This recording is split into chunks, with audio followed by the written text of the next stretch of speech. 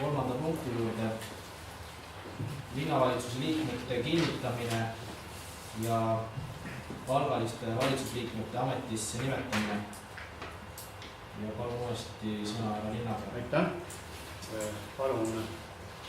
Palun kinnitada siis linnavalitsuse liikmete nimetada ametisse linnapea Toomas Järveoja, abilinnapea Heiki Hansen, linnavalitsusosakonna juhataja Kalev Kepp ja sotsiaalosakonna juhataja Alo Rebane. Palun see otsus kinnitada. Viime läbi jälle hääletamise. Kes on selle ettepaneku poolt? Palun käega märku anda.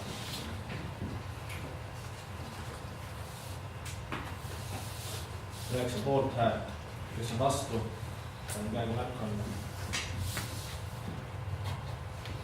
8 vastu häält. Erapooletuid ei ole. Otsus vastu võetud.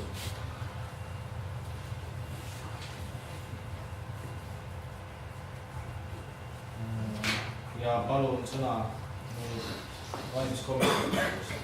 Jah, natuke läheb aega, me teeme oma otsuse ja me võime siis volikogu tuulide ära kutsuda linnavalitsusse